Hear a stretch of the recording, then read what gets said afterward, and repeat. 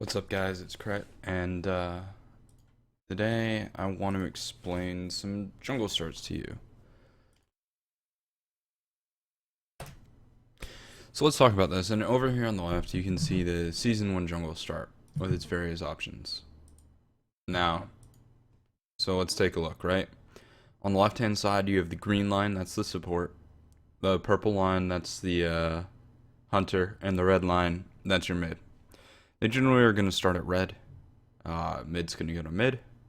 And then the hunter and support are going to go to purple, and then to lane. They have the option of doing triple camps if they've got a lot of clear or they're not going to have lane pressure or whatever. They just have that option, and mid would start there with them too. On the right hand side, you've got jungler, which is orange, and solo laner, which is blue. They're going to start at speed, they're going to clear blue, and then head to lane. Now they have the option of doing triple camps if they want to, but they don't have to. Alright, so then at some point the jungler is going to come over here with the mid. And from there, they're going to try and invade, or they might get back camps. Well, we'll just do a little dotted line, and you'd probably go down like this. Right, so that would be your jungler, and that would be your mid. And then you head back up to lane, and you do it again. So that's your mid, and that's your jungler. And basically the idea is you want to clear all those camps up until eventually your support is going to rotate out of lane in the green, and you guys are going to contest on the left and maybe on the right. And this is, we'll just like, maybe your solo laner rotates too. That's a possibility, whatever. That now looks a lot more confusing because more options, more stuff that maybe could happen. But the initial start is pretty straightforward, right? It's red to purple. After red, the mid goes to mid.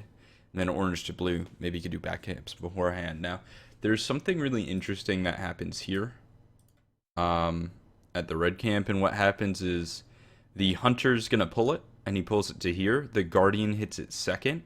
Hunter resets it to the guardian over here. Then the guardian resets it. They walk away. The mid camp resets over the mage who's standing here. He's going to pick up the red and walk this way. And that gets him to mid a little bit faster than he otherwise would have, which is really important because every second counts when you have to walk around this horrible, horrible bush, as opposed to the other line, which is just like that.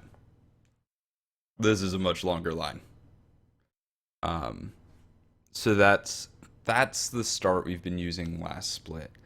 And you certainly could use it again. The issue is that mid camps are completely unaccounted for on the first spawn.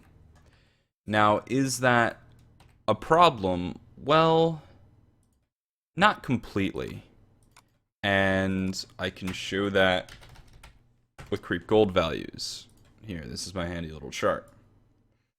So this will show you how much a creep gold camp is worth, right?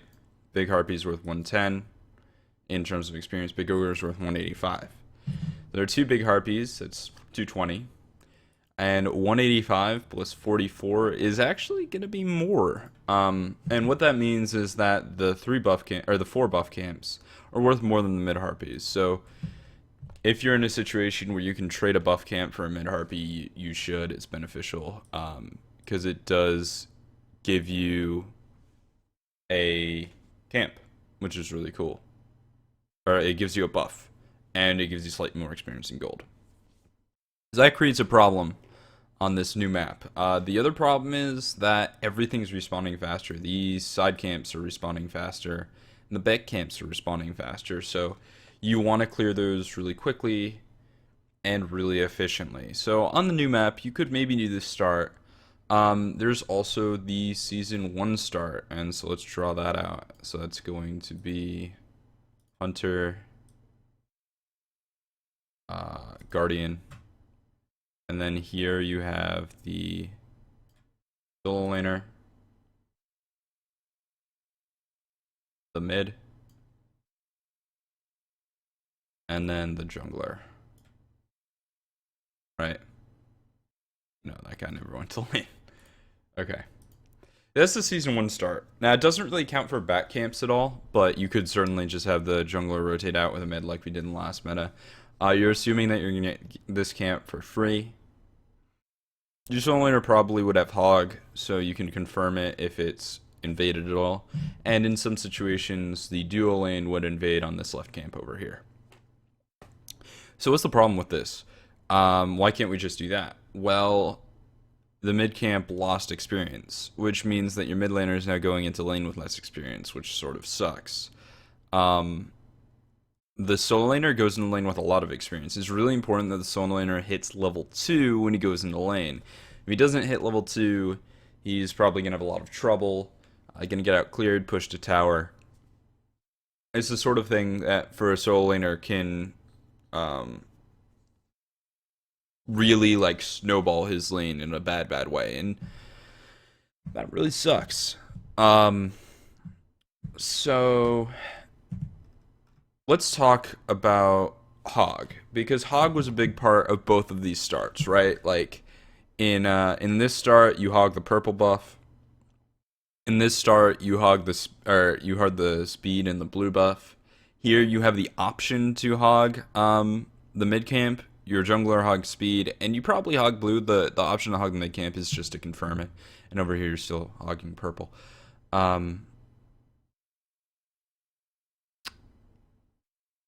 Yeah.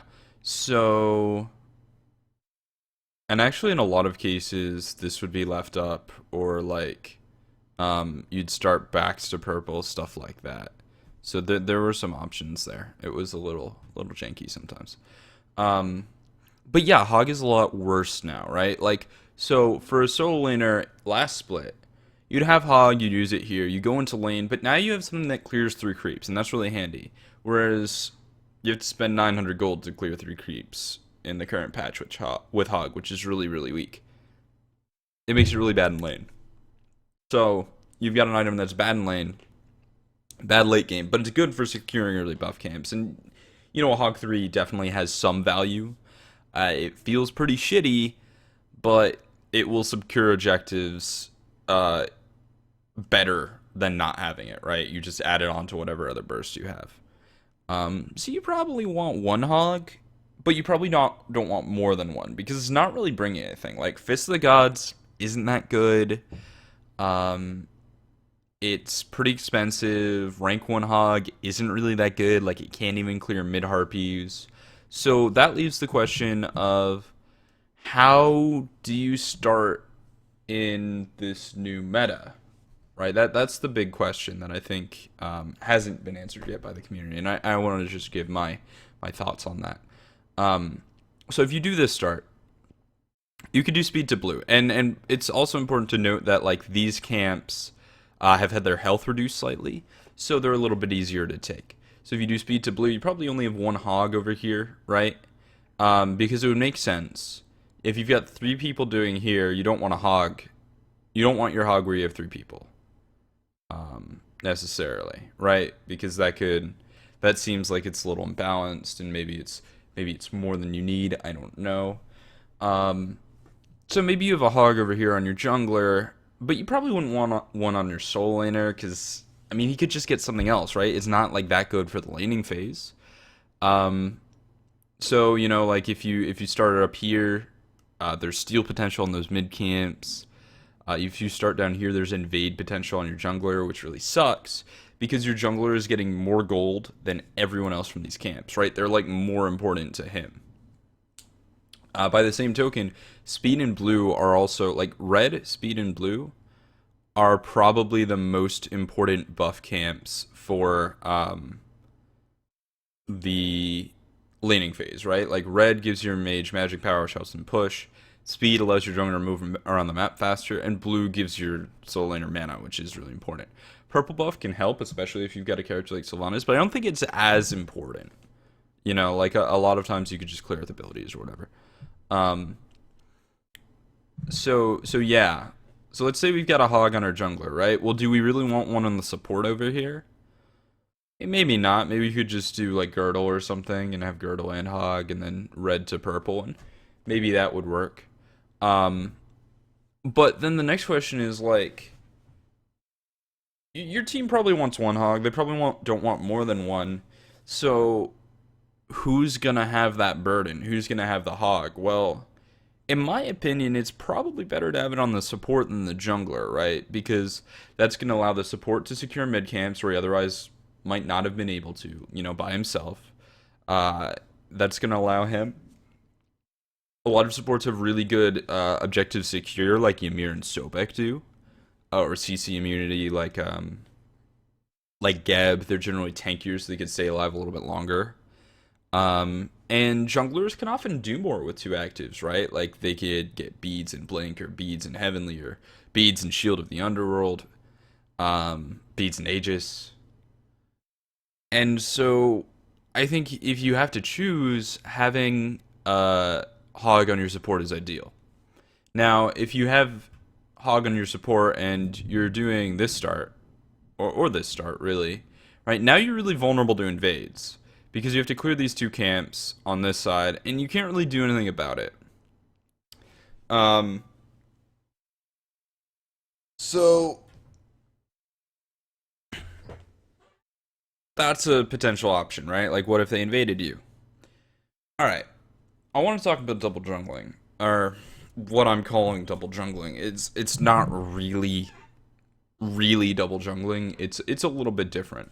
But it does, it opens up a lot of tactical options for the way you start the game. Now, our defensive start has been like this. Your support's going to start on the right side of the map, and you're going to do triple camps. Your support is Hog. He can use it at speed. He's going to check right mids, and then he's going to go to lane. After lane, he's going to check left mids. We'll come back to him. Your jungler is going to go like this. And he's going to head over to the solo lane with the solo laner. Bam. Your mid can take red. More important. And in fact, you can also do back camps depending on your composition here. And your hunter's actually going to go from red straight to lane. So he's not getting a buff. And he's actually also not getting a support. So he's kind of alone in this long lane. That's probably the biggest weakness of it. We'll talk about that. So your supports can have Hog. So you've got anti-invade potential over here. These mid camps, you're not starting at them, but you're getting to them pretty soon, right? You're going like backspeed, mid camp, wave, mid camp. Now maybe if they started double mids, but then they're going to give up lane pressure, and you have the potential to invade back harpies, speed buff, blue buff, red buff, purple buff, whatever. Your purple's also up. They have the potential to invade that too. But your support is going to make a quick rotation over here, and he can check to see if that speed buff's up. Meanwhile, your jungler is going to make a quick rotation over here. He's going to shift to the mid, and then he's going to shift to purple, if you've confirmed that that's up. But when you're in mid, you suddenly have a lot more people on this side of the map. So you're starting off with a lot of pressure on the right side of the map, and then you're shifting that pressure over to the left side of the map. And that's going to allow you to do a variety of things. It gives you a lot of options. It means that if you realize that their jungler doesn't have Hog, and their support starting on the left side of the map, you could just invade with Hog, and they can't stop you.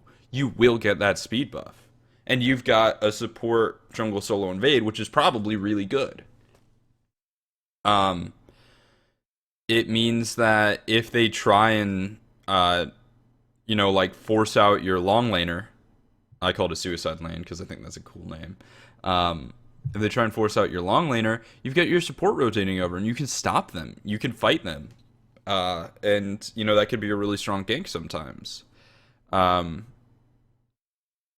then you're just applying more map pressure because your jungle and your support are already free, whereas their dual lane's locked in, but it is applying a little bit more pressure too. You also have pretty strong invade potential here, right? Because you could be like, okay, we've seen that they've gotten both mid camps. They've gotten speed in blue, and they've gotten red and purple. But we know that their jungler's still on the right side of the map, so we can 3-man invade their back harpies. And you could do that with support mid and jungle. And you're going to have mid pressure for that if you want to. Right? It gives you a lot of tactical options. But it's not the only way you could do it. I haven't used this map at all. Alright. And this is, I think, one of the strongest things about it. Is that you can do the opposite. You start over here at red. Then blue can go to lane. Now, he's going to sacrifice some experience. It's going to put him on the back foot. Probably not something you'd want to do. Depends on the matchup. Over here. Bam. We've got your jungler. And your hunter. Actually, you'd probably want support and hunter there. So let's see. Bam. Support. And jungler.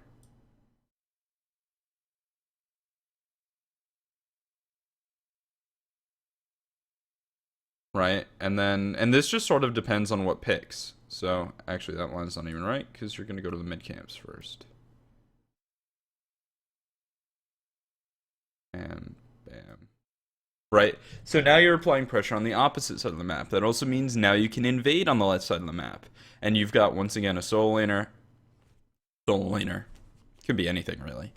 You've got a jungler and you've got a support. And you've got a strong invade over here. So you can switch it up. And then you can come back and clear these, which are relatively safe. Because they're so far deep in. So, what's the advantage of this? Right? Like, why do I think this is good? Well, you definitely don't have to get hog on your jungler. And you can punish them for not having it. You've got a shit ton of options. You're choosing which lane you can sacrifice, be it your solo lane, or your short lane, or your long lane. And it's actually really efficient experience because it goes on and sort of turns into a farming philosophy for this new patch that I think is really important. And we can look at that here. Let's talk about solo experience, right? If you're last hitting everything on a wave, you get 258 GPM. That's 2 waves per minute, and that's with the full last hit bonus, right? You're also getting 660 experience. Bam. Now, that is pretty comparable to full jungle experience. So let's assume that your jungler is getting everything, right? We'll do gold, not experience, sorry. So, mid camps times 2 divided by 3 plus big camps times 2 divided by 3 plus, oh, not plus, 5 plus 13 times 2 divided by 4. And then 45 plus 13 times 2 divided by 1.3. Alright, so this number plus this number plus this number plus this number. 272 GPM from the jungle. So your jungle, when he has Bumbas and he's getting solo gold on everything, has a maximum of 272 GPM in it, whereas a wave has a 258. Now waves are going to have slightly more experience because Bumbas doesn't help you with experience, it only helps you with gold. And that's why in the current patch, or on the last patch, you had junglers sort of sharing equally between the jungle and the lane. So they're trying to share golden experience. But with this new jungle that has a lot more camps, there's enough experience to sustain a jungler while giving your lanes a lot more solo farm, which is going to help them in terms of experience and also giving them really good gold. Because this 258 last hit value is a lot more reachable than this 272, right? That's assuming that you get every mid camp, you get every camp on timer, etc. And honestly, you could get fairly close to that, depending on how you play. And this is also the value like plus your natural 180 gold spooling, right? So it's a perfect world scenario 450 GPM. Whereas that other one 258 plus 180, 438. They're pretty close. Um, but basically, I think that the it's really good to give a laner solo lane golden experience. It's really good to give a jungler duo jungle experience, right? Like you want to be sharing with somebody because that's more efficient for your team. You're getting the Bumbas bonus, which is really good. So who's the person that's like at all those camps that's getting the slightly lower experience? I think that naturally makes sense to be the support. But you know, obviously, like if he's not in the area to do something, you should put someone else there. You should probably two-man share every camp at least. Um, but I think it just comes down to a bit of a farming philosophy there, and that's something that I would expect to see regardless of the way you start. But anyway, that's sort of my thoughts on what double jungle is, and that's sort of my thoughts on why I think it's a good start. So you're giving up pressure in the long lane for this start, or in the solo lane for this start. That kind of sucks. You're increasing your pressure in mid, but you're also increasing the rate at which you clear the jungle, and you're increasing your jungle pressure. You're making sure that your jungler doesn't have to get hog because he's got a support there who has it. And if you identify that your opponents don't have hog on their jungler, you can invade them pretty well. The only thing I didn't mention is like what happens if they invade your red buff. Well, you only have two people there. Honestly, they don't lose that much comparison to what you will then take from, or what you should trade away from them on the other side of the map. Um, so that's my thoughts on starts given this new patch. Uh, I want to hear your feedback. I want to hear your thoughts. Obviously, this is hypothetical. It needs to be played. And it's probably going to come down to consensus and feeling more than a lot of other things, you know, more than raw numbers and thought and whatever. But hey, we'll see. So if you like this video, like, comment, subscribe, and yeah, I hope you enjoyed yourself. Catch you guys later.